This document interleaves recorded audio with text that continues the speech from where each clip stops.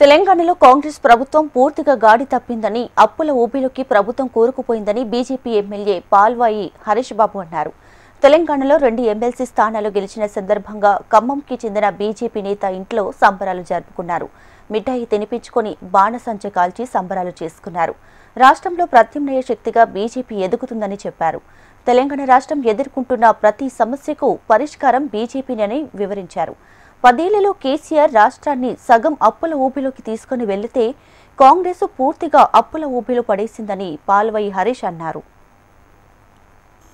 3 లక్షల కోట్ల బడ్జెట్ ప్రవేశపెట్టారు. లాస్ట్ ఇయర్ ఖర్చు అయింది, కేటాయించింది ఇప్పటివరకు ఇంకా మార్చి 31 మనం కరెక్ట్గా లెక్క తీస్తే 2 లక్షల కోట్ల బడ్జెట్ మాత్రమే ఖర్చు పెట్టగలిగారు. ఆదాయం అంతవరకే ఉంది. అంటే 1,00,000 కోట్లు వీళ్ళు అభివృద్ధి కానీ సంక్షేమం కానీ కార్యక్రమాలకు వినియోగించలేకపోయారు. ఎందుకు? రాష్ట్రం పూర్తిగా దివాలా తీసింది.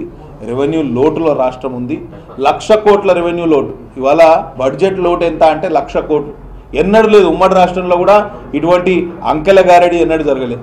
మళ్ళీ బడ్జెట్కి తయారవుతున్నారు మీ బట్టి గారు. కాబట్టి మీరు ఒకసారి ఆలోచన చేయండి. కేవలం ప్రజల్ని మభ్యపుచ్చడానికి 3 లక్షల కోట్ల బడ్జెట్ అని చెప్పి 2 లక్షల కోట్లు కూడా ఖర్చు లేని అసమర్థ ప్రభుత్వం ఈ కాంగ్రెస్ ప్రభుత్వం. ఆ రాష్ట్రం పూర్తిగా అప్పుల ఊబిలో కూరుకుపోయింది. ఒక ఆర్థిక క్రమశిక్షణ లేదు, దీనికి దశ లేదు, దిశ లేదు. మంత్రులు ఎవరి సంపాదన మీద వాళ్ళు దృష్టి పెడుతున్నారు తప్పించి ప్రజలకు ఏదైనా లాభం చేకూరుస్తామనే ఆలోచన ఏ మాత్రం కూడా లేదు. రుణమాఫీ చేశామంటారు. 50% మంది రైతులకు ఇంకా రుణమాఫీ కాలేదు. రైతు బంధు ఇంకా 3 ఎకరాల వరకే రైతు బంధు వేశారు. ఒక మధ్యలో ఒక రైతు బంధు ఇన్స్టాల్మెంట్ ఎగ్గొట్టారు.